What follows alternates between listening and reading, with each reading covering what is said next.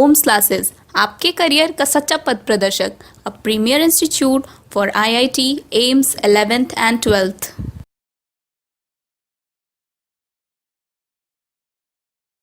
हाँ जी, तो स्टार्ट किया जाए।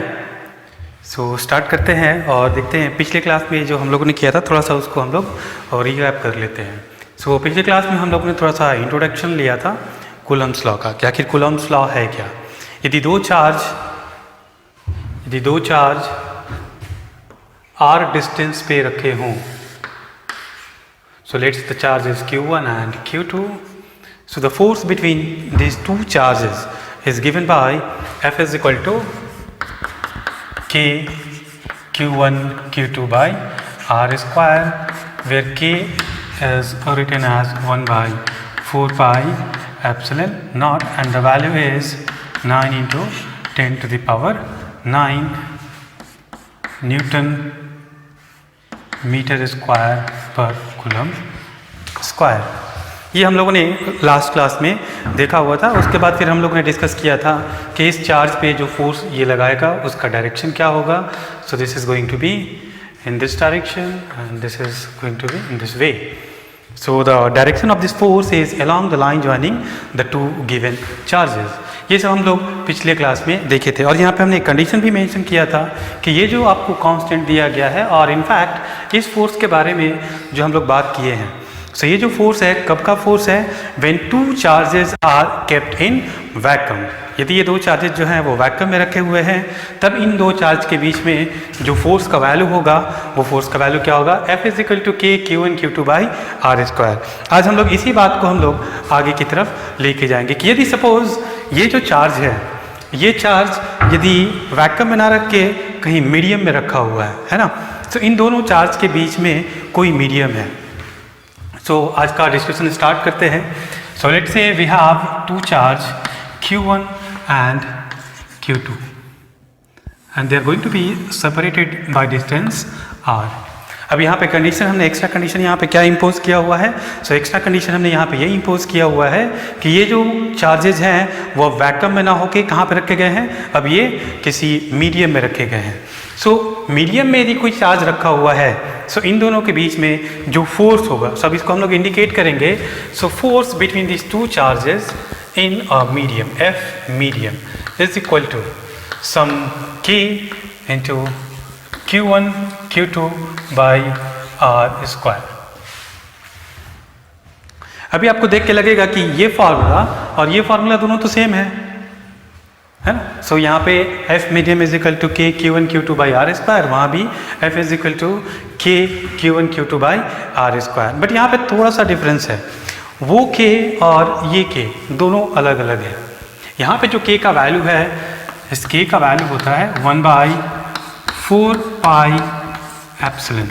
अब यहाँ पे थोड़ा सा ध्यान दीजिएगा, हमने लिखा है 4 पाई एप्सिलन नॉट और यहाँ पे हमने यूज़ किया है 4 पाई एप्सिलन। ये जनरल वैल्यू है, K का क्या है, ये जनरल वैल्यू है। आप ये फार्मूला जो है वो कहीं भी लगा सकते हो, चाहे वो चार्ज आपका मीडियम में रखा हुआ हो चाहे वो वैक्यूम में रखा हुआ हो।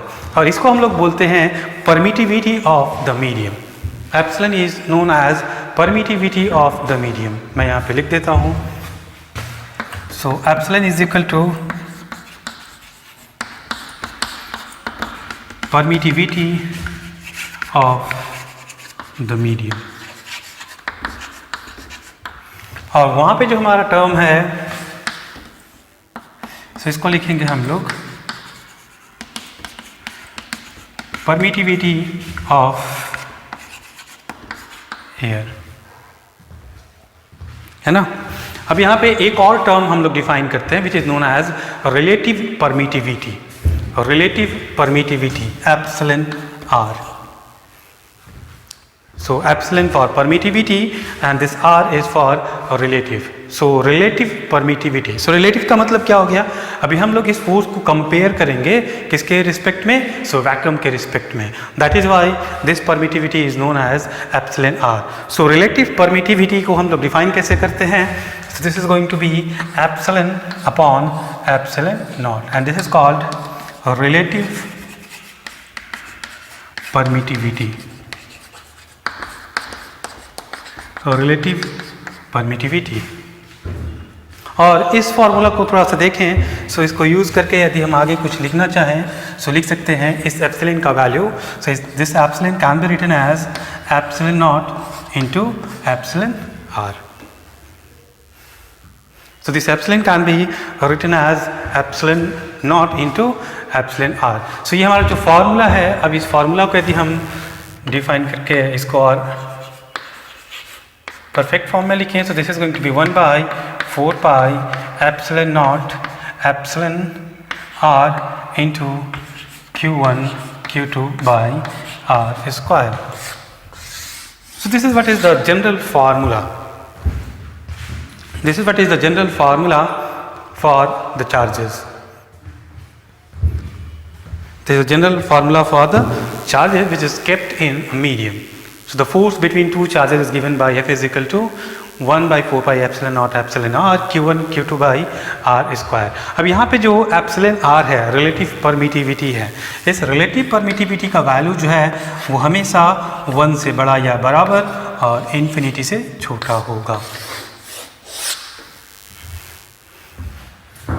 सो एप्सिलॉन आर का जो वैल्यू है वो क्या होगा हमारा 1 से बड़ा और बराबर होगा और इन्फिनिटी से छोटा होगा। अब हम लोग क्या करेंगे, थोड़ा सा इन दोनों फोर्स को हम लोग कंपेयर करते हैं कि यदि हमने दो चार्जेस को, सो कंडीशन को ध्यान से सुनिएगा और समझिएगा कि अभी हम लोग क्या करेंगे कि दो जो चार्जेस हैं हमारे, सो दो चार्जेस को हमने आर डिस्टेंस पे रखा हुआ है। अब इन दोनों के बीच में जो फोर्सेस लग रहे हैं उसको कैलकुलेट करेंगे। उसके बाद without changing the magnitude of the charge and the distance between the charge, हम लोग क्या करेंगे, इन दो चार्ज के बीच में एक मीडियम रखेंगे जिसका जो परमिटिविटी होगा, रिलेटिव परमिटिविटी जो होगा वो एप्सिलॉन आर होगा। उसके बाद इन दोनों के बीच में लगने वाले फोर्स को हम लोग मेजर करेंगे। सो वो force means the force in a medium and the force in a vacuum. These two forces should be calculated. तो देखते हैं कि इन दोनों में क्या रिलेशन है। सो हमारे पास ऑलरेडी मीडियम में हमारे पास फोर्स है। So F medium is equal to 1 by 4 pi epsilon naught epsilon r q1 q2 by r square. और एफ इन वैक्यूम हमको क्या दिया हुआ है, सो इसको लिख सकते हैं हम लोग F in vacuum is equal to 1 by 4 pi epsilon naught q1 q2 by r square. So let's call this as equation number 1 and this as equation number 2, है ना। सो इसको हम इक्वेशन नंबर 1 मानते हैं और इसको हम लोग इक्वेशन नंबर 2 मानते हैं, दोनों को यूज़ करते हैं। सो फ्रॉम 1 and 2, 1 और 2 को यूज़ करते हैं और एक रिलेशन बनाते हैं। सो यहाँ पे आप देखेंगे, सो 1 by 4 pi epsilon naught q1 q2 by r square is f vacuum. सो मैं लिखूँगा यहाँ पे f medium is equal to f vacuum divided by epsilon r. So this is what is the relation between the force between two charges when kept in the vacuum and when they are kept in a medium. यदि दो charges को हम लोग vacuum में रखते हैं तब उनके बीच में जो फोर्स है, और जब हमने किसी चार्ज को मीडियम में रखा तब उनके बीच का जो फोर्स है, keeping the distance between this two charges remains same. मतलब दो चार्ज के बीच के डिस्टेंस को हम लोग चेंज बिल्कुल नहीं करेंगे। सो इनके बीच में जो फोर्सेज हैं, so F in the medium is equal to F B by epsilon R. अब यहाँ पे थोड़ा सा एक कंक्लूजन हम लोग निकालने की कोशिश करते हैं कि भैया ये जो हमारा मीडियम में जो फोर्स है, ये फोर्स जो हमारा वैक्यूम में फोर्स लग रहा था उससे बड़ा है या छोटा है। सो हम लोग यहाँ पे देखते हैं कि epsilon R, so epsilon R का वैल्यू जो है, एप्सिलॉन आर का वैल्यू हमेशा 1 से बड़ा होगा। सो हम लोग बेसिक मैथमेटिक्स में हम लोग जानते हैं कि किसी नंबर को यदि हम 1 से बड़े नंबर से डिवाइड करते हैं तो वो क्वांटिटी छोटा हो जाता है। इसका मतलब है कि F B by epsilon R is going to be smaller than F B. इसको थोड़ा सा एग्जाम्पल में ऐसे देख लेते हैं कि 5 by 2 is going to be 2.5. It means this 2.5 is going to be less than this 5. So this whole value is going to be less than FB. इसका मतलब हम लोग इस फॉर्मूला को देख के डायरेक्ट बोल सकते हैं कि जो हमारा मीडियम में जो फोर्स है वो हमेशा वैक्यूम के फोर्स से छोटा होगा। So force between two charges is always less in a medium compared to vacuum. सो यदि हमने चार्ज को वैक्यूम में रखा है तो उसके कंपैरिजन में यदि हमने चार्ज को मीडियम में रख लिया तो उनके बीच का जो फोर्सेज है वो क्या हो जाएगा, घट जाएगा। इस बात को हम लोग आगे देखेंगे इलेक्ट्रिक फील्ड के केस में कि आखिर ये कैसे होता है ना। अब इसी बात को थोड़ा सा हम लोग और थोड़ा आगे बढ़ाते हैं और इस डिस्कशन में थोड़ा इस मीडियम के इम्पैक्ट को देखते हैं।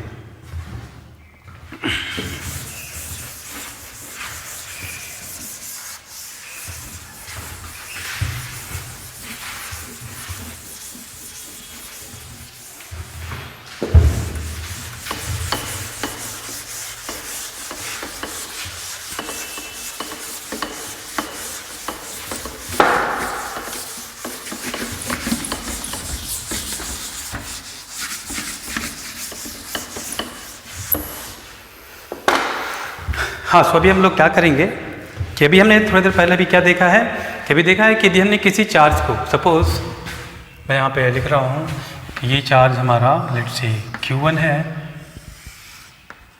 और ये चार्ज हमारा Q2 है, इनके बीच का डिस्टेंस R है और ये चार्ज जो है इस पे रिपल्सिव फोर्स मान लिया कि Q1 और Q2 कैसा है, सो दोनों सेम साइन है। So there must be a repulsive force and this force is going to act along the line joining these two charges. So this is F, है ना। अब यहाँ पे हमने अभी थोड़ा देर पहले हमने एक बात क्या किया है कि यदि इस चार्ज को हम किसी मीडियम में रख दें सो इनके बीच में ये जो फोर्स लग रहा था ये फोर्स क्या हो जाएगा, घट जाएगा, है ना। सो थोड़ा सा कंडीशन हम लोग क्या करने वाले हैं कि suppose this charge is going to be kept inside a medium whose relative permittivity is epsilon r, then this force is F in the medium is equal to 1 by 4 pi epsilon naught epsilon r Q1 Q2 by r square। ये force तो घट गया। ये force जो है यदि मैं इसको वैक्यूम में रखूं तो उसके कंपैरिजन में ये तो फोर्स छोटा है ना। अब यहाँ पे जो हमारा फोर्स है हमको ऐसा करना है कि यहाँ से मीडियम को हटा देना है। हम क्या चाह रहे हैं अभी कि इसमें से मीडियम को यहाँ से हम हटा दें। सपोज अभी ये मीडियम रखा हुआ है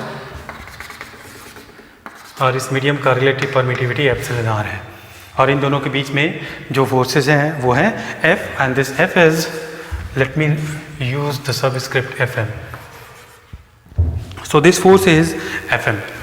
सो ये जो फोर्स है मैं चाहता हूँ कि मेरा फोर्स का मैग्नीट्यूड यही हो, मैं इस डाइलेक्ट्रिक को यहाँ से हटा दूँ। कहने का मतलब है कि मैंने एक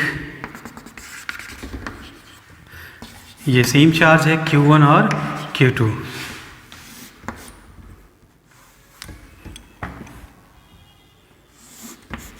इस पे हमने एक फोर्स कुछ भी लगेगा, so let's call this as F prime, है ना। सो मैं क्या चाह रहा हूँ, अब यहाँ पे कोई भी मटेरियल नहीं है, ये कहाँ पे रखा हुआ है, वैक्यूम में रखा हुआ है। सो मैं चाहता हूँ कि इन दो चार्ज को कितने डिस्टेंस पे रखा जाए ताकि इन पे बीच में जो F प्राइम लगे वो F प्राइम F मीडियम के बराबर हो।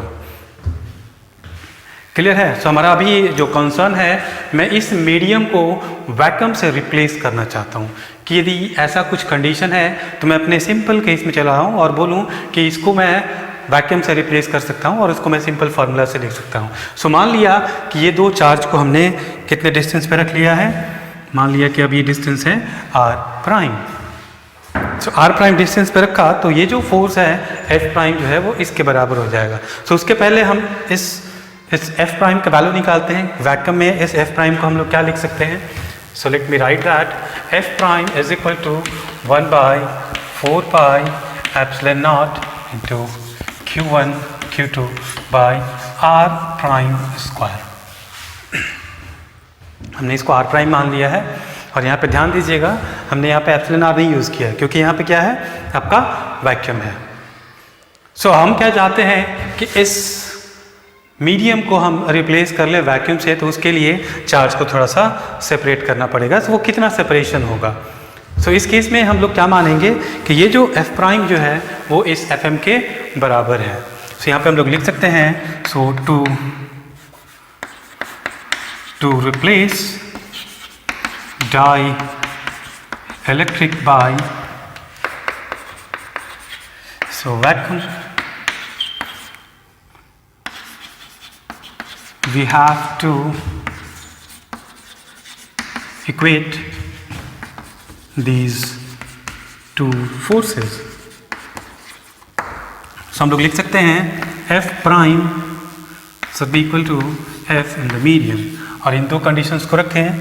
सो लिखेंगे 1/4 pi epsilon naught Q1 Q2 by R prime square is equal to 1/4 pi epsilon naught epsilon R Q1 Q2 by R square.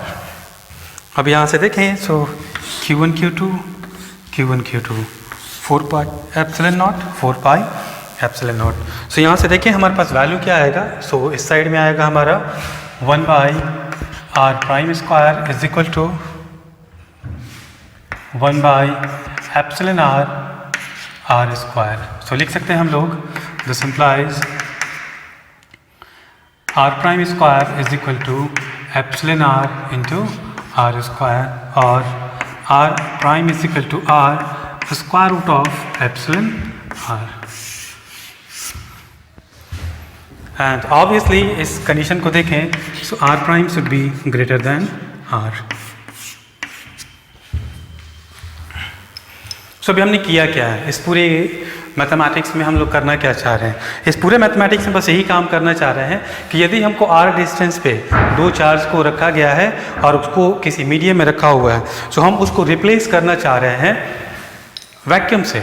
So vacuum से रिप्लेस करने के लिए इस चार्ज को कितने डिस्टेंस पे रखना चाहिए? सो हमने मान लिया कि वो डिस्टेंस है R प्राइम, और इस R प्राइम का वैल्यू लगाया हमने R square root of epsilon R. अब चूंकि हम जानते हैं कि F मीडियम का जो फोर्स है वो वैक्यूम के फोर्स से कम होता है, और दो चार्जेस के बीच का जो फोर्स है ये घटेगा कब? जब इनके बीच का डिस्टेंस बढ़ेगा. इसका मतलब है कि इस R प्राइम का जो वैल्यू है वो R से ज़्यादा होना चाहिए, और यहाँ पे हमारा वैल्यू आ भी रहा है because this epsilon R is going to be greater than 1. Epsilon R का वैल्यू क्या है हमारा? 1 से बड़ा है. अब हम लोग देखेंगे इसी कॉन्सेप्ट का हम लोग आगे एप्लीकेशन देखेंगे कि आखिर हम लोग इसको यूज़ कैसे करेंगे, इस कॉन्सेप्ट का हम लोग यूज़ कैसे करेंगे. तो हम लोग यहाँ पे एक नया फार्मूला यहाँ पे डिराइव करेंगे कि मान लेते हैं कि ये जो दो चार्जेस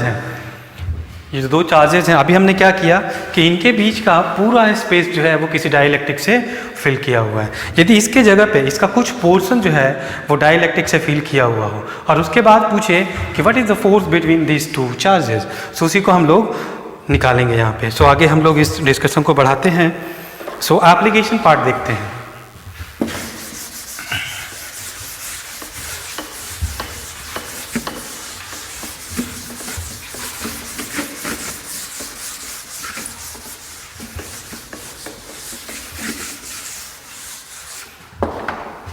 सो इसका एप्लीकेशन पार्ट क्या है?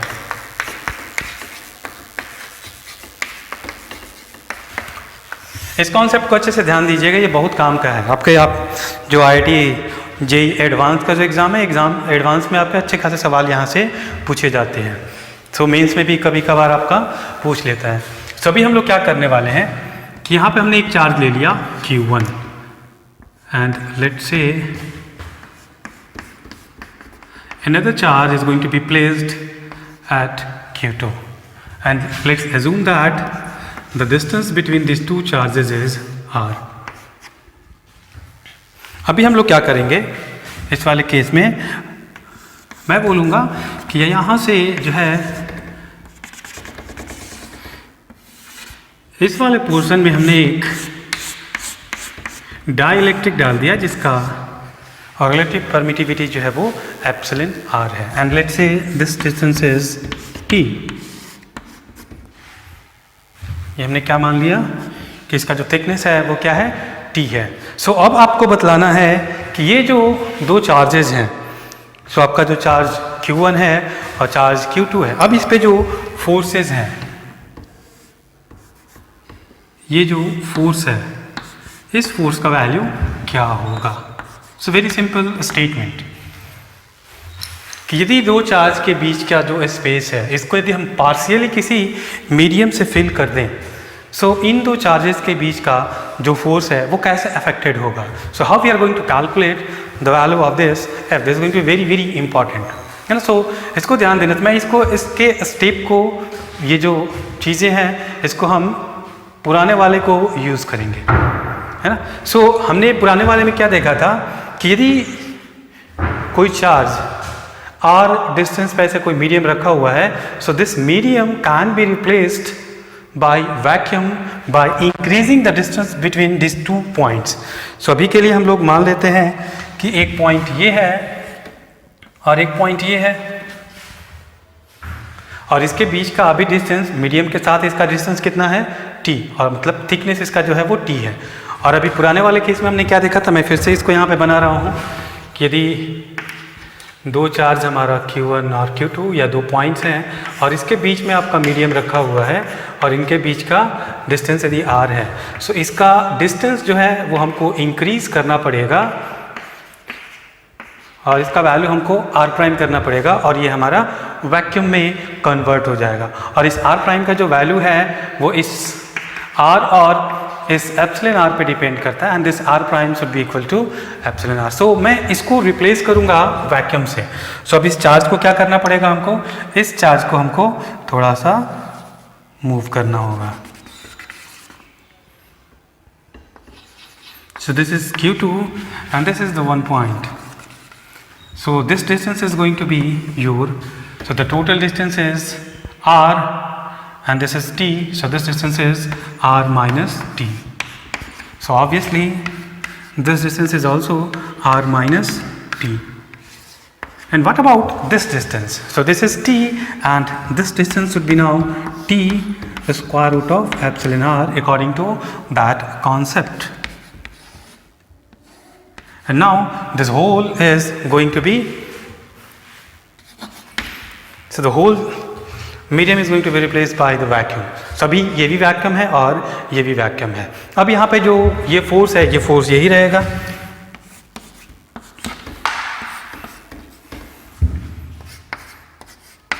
अब इस फोर्स का वैल्यू हम लोग काफ़ी आसानी से निकाल सकते हैं।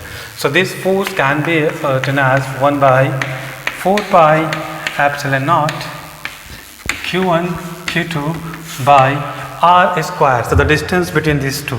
So distance देखें, so लिख सकते हैं हम लोग, so this distance is t square root of epsilon r plus r minus t का whole square। और इसको थोड़ा सा ढंग से लिखें, so 1/4 pi epsilon naught Q1 Q2 by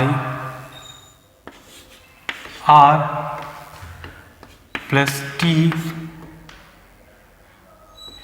square root of epsilon r minus 1 का whole square, and this is what is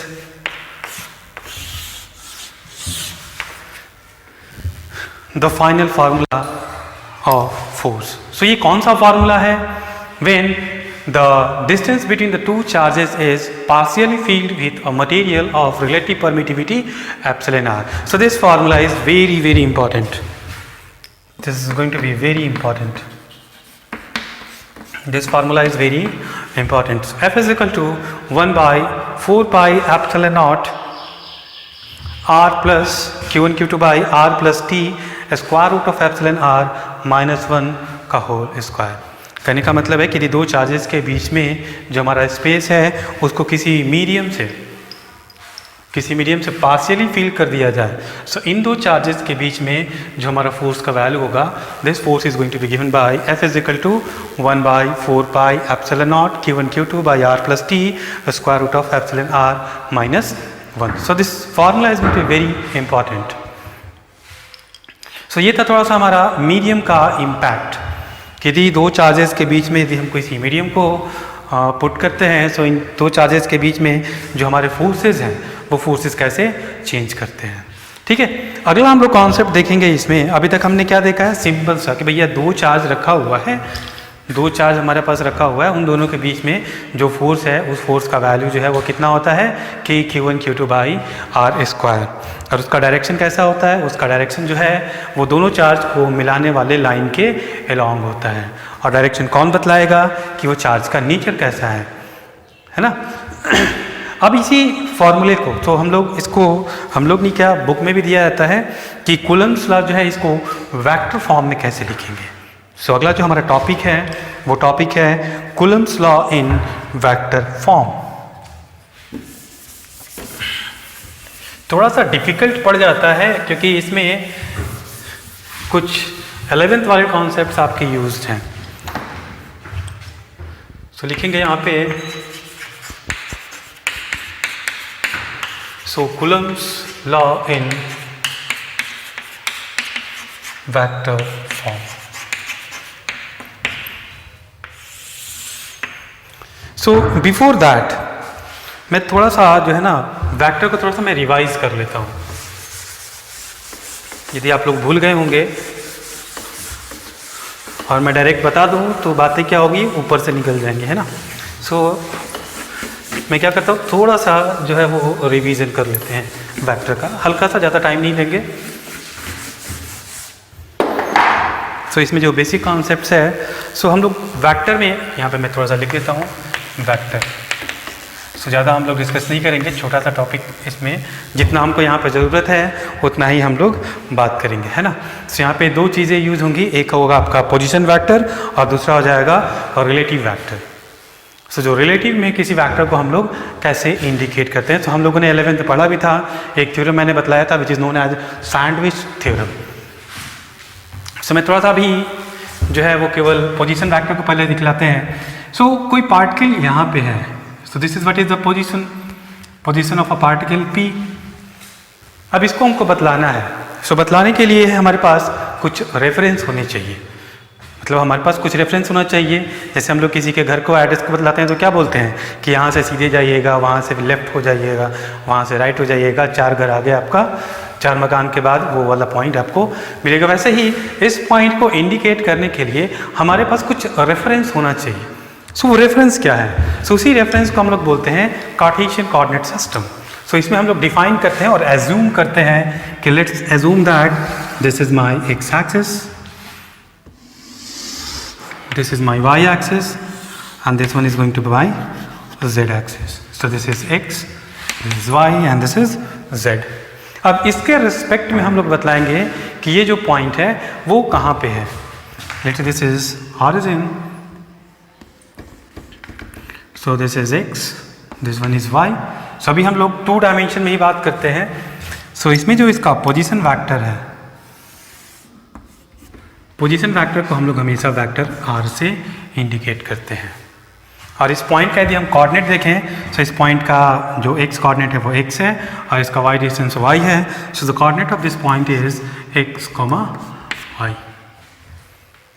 और हम लोग यूनिट वेक्टर के भी बारे में जानते हैं। सो x एक्सिस के लॉन्ग हम लोग दिखलाते हैं i हैट और y एक्सिस के लॉन्ग हम लोग दिखलाते हैं j हैट, है ना। सो इस i हैट और j हैट के टर्म में इस पोजीशन वेक्टर r को हम लोग कैसे लिखते हैं? तो हम लोग लिखते हैं position vector r can be written as so x i hat plus y j hat. So this is what is the method by which a point can be represented in vector form and this is known as the position vector of a point. So position vector r of this point, और यहाँ पे इस बात को बतलाने के लिए बोल देंगे position vector of point P. अब relative position vector का मतलब क्या हो गया? So suppose हमारे पास एक point है Q और इसका position vector, so let's say this is r Q and this is RP, और थोड़ा सा इसको और आप एलोबरेट करते हैं। सो XP YP और इसका कोऑर्डिनेट मान लेते हैं XQ YQ। सो इसका यदि हम पोजीशन वेक्टर लिखें तो लिखेंगे position vector of point Q is going to be XQ I hat plus YQ J hat and similarly this is going to be P and this is P. So ऐसे हमारे individual point के, so यहाँ पे इस point का position vector हम लोग किसके रिस्पेक्ट में बतला रहे हैं? ऑरिजिन से भैया हम यहाँ पे मेजर कर रहे हैं, इस पॉइंट का भी हम लोग ऑरिजिन से। अब आपसे पूछा जाए कि इसका पोजीशन वेक्टर आप बतलाइए इस पॉइंट के रिस्पेक्ट में। so यहाँ पे हिडन क्या होता है?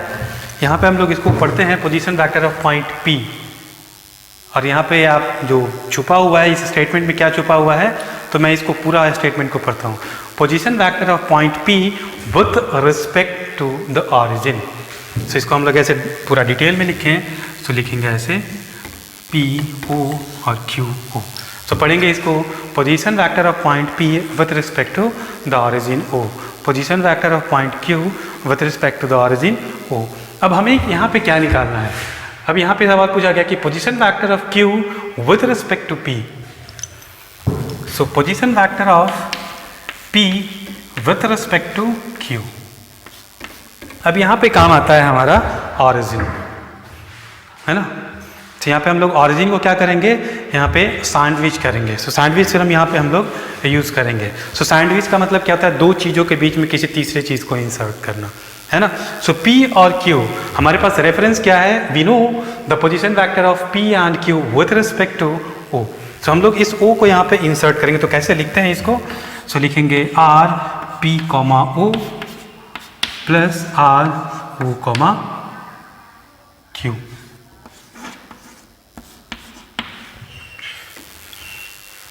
हमने क्या किया है, P और Q के बीच में O इंसर्ट कर दिया है। तो O इंसर्ट करने से क्या हो गया, R P O R O Q, है ना। और आपने वेक्टर में एक कॉन्सेप्ट पढ़ा होगा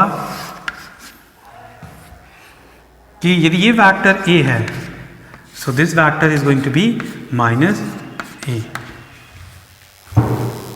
सो यहाँ पे यदि इसके नोमेनक्लेचर को हम चेंज करते हैं तो ये वेक्टर का डायरेक्शन हमारा चेंज कर जाएगा। तो यहाँ पे हम लोग लिखेंगे, इसको एक लाइन और लिखते हैं। So P respect to O minus R Q O and this is R P Q। So position vector of P with respect to Q। So position vector of P with respect to Q is equal to position vector of P with respect to O minus position vector of Q with respect to O। So ये जो हमारा कहानी है, so हमने क्या निकाला यहाँ पे, इस पॉइंट P का, सॉरी ये डायरेक्शन जो है ये ऐसे नहीं होगा, position vector of P with respect to Q। So position vector of P with respect to Q हमने यहाँ पे निकाला है। So this is given by R P O minus R Q O। So ये जो पोजीशन वेक्टर का जो concept है उसको हम लोग यहाँ पे यूज़ करेंगे। So Coulomb's law in vector form. So ये हमारा वेक्टर का थोड़ा सा जो था वो इंट्रोडक्शन था। अब इसी कॉन्सेप्ट को हम लोग यहाँ पे यूज़ करेंगे और देखेंगे कि हम Coulomb's law को वेक्टर फॉर्म में कैसे लिख सकते हैं। So सबसे पहले हम लोग क्या करेंगे, अपना कोऑर्डिनेट एक्सिस इसी टाइप से हम लोग डिफाइन करेंगे। So let's say this is x axis, y axis, and this is x axis. So this is x axis, and this is y axis. Let's say this is charge Q1, and there is charge Q2.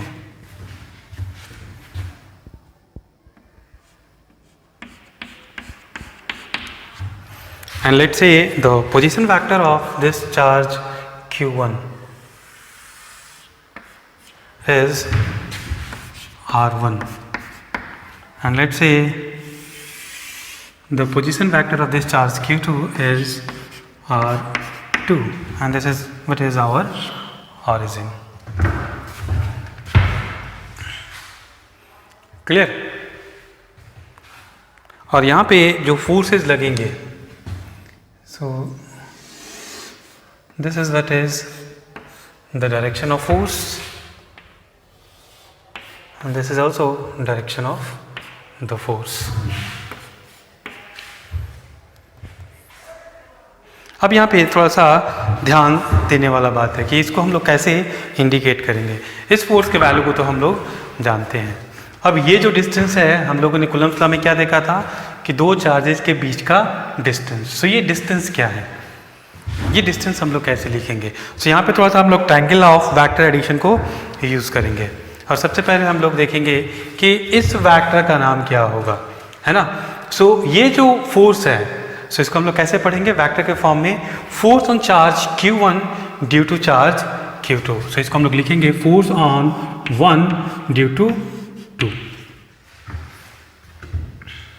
और बात करेंगे हम लोग यहाँ पे जब बात करेंगे सो इस केस में so position vector of 1 with respect to 2, so position vector of 1 with respect to 2, so हमने इसके रिस्पेक्ट में किया तो यहाँ से एरो का डायरेक्शन हमारा कुछ इस टाइप से हो गया। सो यहाँ से देखिए so vector r12 is in this direction. So कोई भी वेक्टर है, सो थोड़ा सा इसमें और हम थोड़ा डिटेल में और एक लाइन और बोल देते हैं, यूनिट वेक्टर। सो यहाँ पे एक और बात कर लेते हैं, व्हाट इज यूनिट वेक्टर। सो यदि हमारा ये आरपी वेक्टर है तो पोजीशन वेक्टर हम देख लें, so vector OP, so vector OP is equal to RP लिख सकते हैं। अब यूनिट वेक्टर का क्या होता है, यूनिट वेक्टर का मतलब ये होता है कि एक ऐसा वेक्टर जिसका मैग्नीट्यूड क्या हो 1 हो। सो ये जो एक वेक्टर है जिसका डायरेक्शन इधर की तरफ है, सो इस डायरेक्शन मेरे को एक यूनिट वेक्टर चाहिए। सो किसी भी वेक्टर को यूनिट वेक्टर बनाने के लिए हम लोग क्या करते हैं, उस वेक्टर को उसी के मैग्नीट्यूड से क्या करेंगे, डिवाइड कर लेंगे। किसी भी चीज़ को यदि हमको यूनिट बनाना हो तो उसको उसी से डिवाइड कर दो, 10/10 इज़ 1। सो इस वेक्टर को यदि हमको यूनिट वेक्टर में कन्वर्ट करना होगा सो हमको क्या करना पड़ेगा, इसके मैग्नीट्यूड से इसको डिवाइड करना होगा। सो यदि हम इसके मैग्नीट्यूड से इसको डिवाइड करते हैं तो लिखेंगे vector OP divided by magnitude of vector OP, और इसको हम लोग लिखते हैं OP hat. So unit vector को हम लोग कौन से सिंबल से दिखलाते हैं, हैट से। So OP hat is equal to vector OP divided by the magnitude of OP, और इसको ऐसे लिखें तो लिखेंगे vector RP divided by simply RP. Clear. अब यहाँ पे इस फोर्स को देखें, इस फोर्स को निकला है हमको, so force on 1 2, force on 1 due to 2। So इस फोर्स का डायरेक्शन किधर है, इस फोर्स का डायरेक्शन इस इधर इसके लॉन्ग है, और इसके लॉन्ग हमारा कौन सा वेक्टर है, सो r12 जो है हमारा इसी अलॉन्ग में है। सो r12 के अलॉन्ग में हमको इसके डायरेक्शन को भी इंडिकेट करना है। सो हम लोग क्या करेंगे यहाँ पे, सो लिखेंगे 1 बाई सब कुछ वही रहेगा 4 pi epsilon naught q1 q2 by, अभी इसको छोड़ते हैं और डायरेक्शन देखते हैं। सो डायरेक्शन हमको वेक्टर r12 के अलॉन्ग में ही चाहिए हमको वेक्टर, है ना। सो r12 के अलॉन्ग में यदि हमको वेक्टर चाहिए, सो यूनिट वेक्टर इसके अलॉन्ग लिखें, सो r1, 2 हैट, और यहाँ पे मैग्नीट्यूड लिखेंगे क्योंकि इनके बीच का जो डिस्टेंस है वो क्या है आपका r12 का whole square. So this is what is the vector form. Clear. अब इसको जो है क्या लिख सकते हैं, एक लाइन और इसमें हम लोग एक्सटेंड करते हैं, इसको और कितने तरीके से लिख सकते हैं। सो 1 by 4 pi epsilon naught q1 q2 by r12 का होल स्क्वायर, और यूनिट वेक्टर को अभी हमने क्या बतलाया कि किसी वेक्टर को उसके मैग्नीट्यूड से यदि हम भाग लगा रहे तो हमारा यूनिट वेक्टर हो जाएगा। सो r12 vector divided by r12, सो ये फार्मूला बन जाता है आपका, सो r12 स्क्वायर r12, सो ये टोटल बन जाएगा हमारा r12 का cube. So 1 by 4 pi epsilon naught q1 q2 by r12 का क्यूब और वेक्टर r12। सो इस तरीके से हम लोग कूलम्ब्स लॉ को वेक्टर फॉर्म में इंडिकेट करते हैं। सो काफ़ी सिंपल सा है, ज़्यादा कुछ नहीं है। If you have the concept of the unit vector and the position vector and the relative position vector, so ये 2-3 कॉन्सेप्ट आपको क्लियर हैं, तो यहाँ पे इस कूलम्ब्स लॉ को समझने में कोई ज़्यादा दिक्कत और परेशानी नहीं आने वाली है। ये काफ़ी इंपॉर्टेंट भी है। सो आगे के सवाल में हम लोग देखेंगे कि वेक्टर फॉर्म में हम लोग कैसे किसी सवाल को बनाते हैं, है ना। सो अभी हम लोग कुछ प्रॉब्लम डिस्कस करने वाले हैं। सो मैं कुछ प्रॉब्लम यहाँ पे नोट डाउन करूँगा।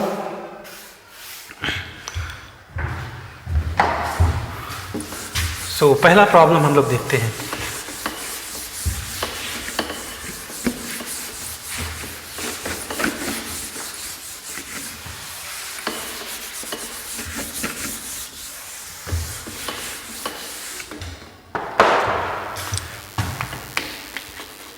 So problem 1। सो पहला प्रॉब्लम क्या है, मैं थोड़ा सा रीड कर रहा हूँ। सो 2 point charges,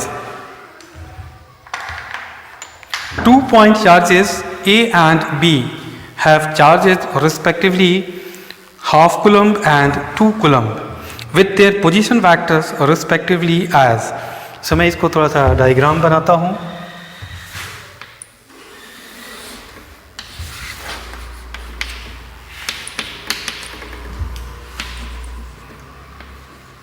सो दो चार्जेस A और B हैं। मैं सवाल पढ़ता हूँ। 2 point charges A and B, 2 point charges A and B have charges respectively half coulomb and 2 coulomb। इसका मतलब ये मेरा Q1 हो गया और ये मेरा Q2 हो गया। सो Q1 कितना है हमारा, हाफ coulomb, और Q2 कितना है, 2 coulomb। 2 coulomb with their position vectors respectively as। सो यहाँ पे आपको क्या दिया हुआ है, the position vector, this is A and this is B। सो आपको दिया हुआ है क्या, so with position vector of A is I hat plus J hat plus K hat, and position vector of B is given by minus I hat minus J hat plus 3K hat। so सवाल क्या है, 2 point charges A and B have charges respectively half coulomb and 2 coulomb with their position vectors respectively as I plus J plus K and minus I minus J plus 3K। Find the force on charge at A due to B। Find the force on charge at A due to B, मतलब इस पे जो force लगेगा, इस force का value हमको बतलाना है ना। सो हमको क्या निकालना होगा, यदि इस सवाल को हम कंपेयर करें, so we have to find out R12, क्योंकि फार्मूला में हमारा क्या है, R12। सो R12 वेक्टर भी चाहिए और उसका मैग्नीट्यूड भी चाहिए। सो ये वाला जो वेक्टर है,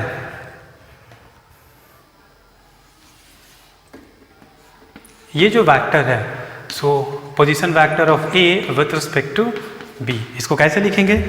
सो यहाँ पे हम लोग यूज़ करते हैं triangle law of vector addition. So triangle law of vector addition यदि यूज़ करें, सो लिख सकते हैं यहाँ पे OB plus BA is equal to OA।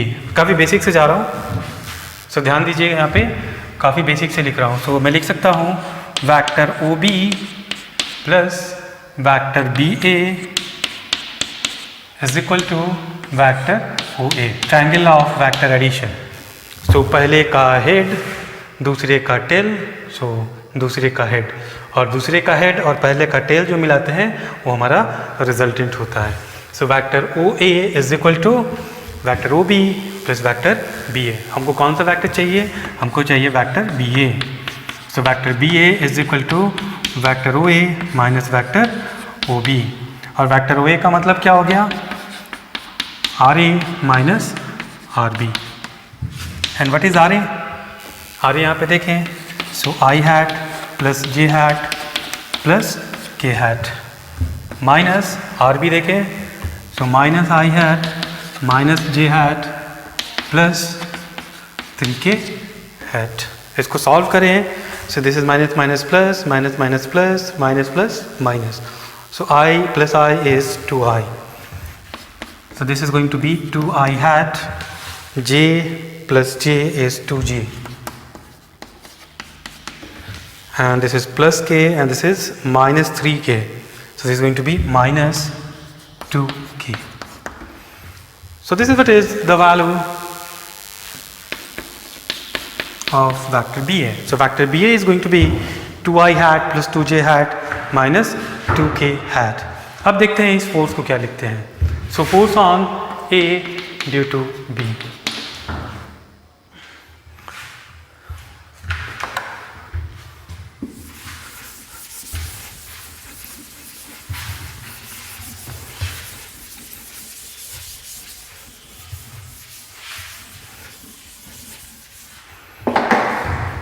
सब यहाँ पे हम लोग को लिखना है force on A due to B is equal to 1/4πε0 Q1 Q2 divided by RAB का होल क्यूब इंटू RAB।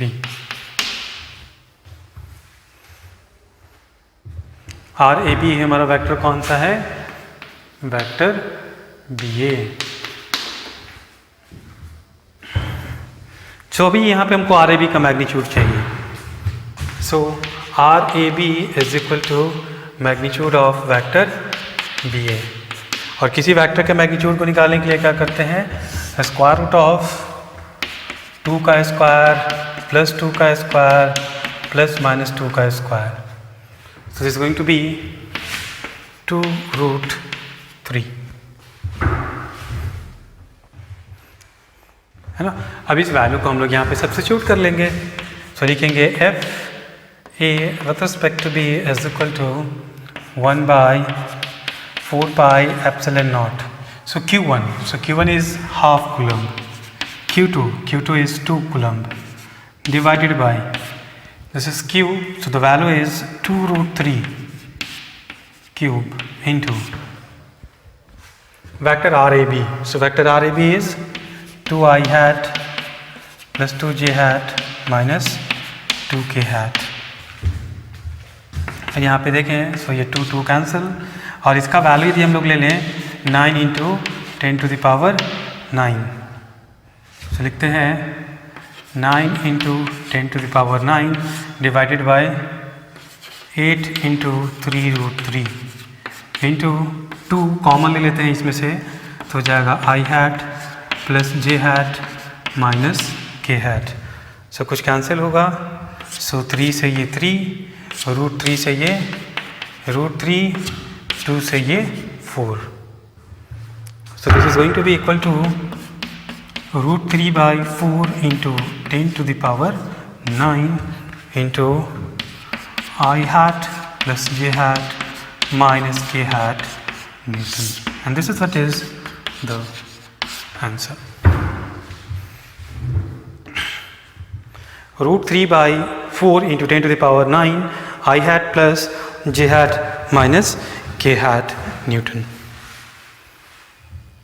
सो काफ़ी स्ट्रेट फॉरवर्ड आपका जो फॉर्मेशन है वो हमारा चलता है, लेकिन इसमें बस ध्यान क्या देना है कि आपको बेसिक जो वेक्टर के कॉन्सेप्ट्स हैं, सो वेक्टर के बेसिक कॉन्सेप्ट्स आपको क्लियर होने चाहिए कि किसी पॉइंट का हम पोजीशन वेक्टर कैसे निकालते हैं, 2 पॉइंट्स के बीच में किसी के रिस्पेक्ट में यदि हमको किसी का रिलेटिव पोजीशन वेक्टर निकालना हो तो उसको हम लोग कैसे कैलकुलेट करेंगे, वो सारी बातों का यहाँ पे हम लोगों को यूज़ करना है।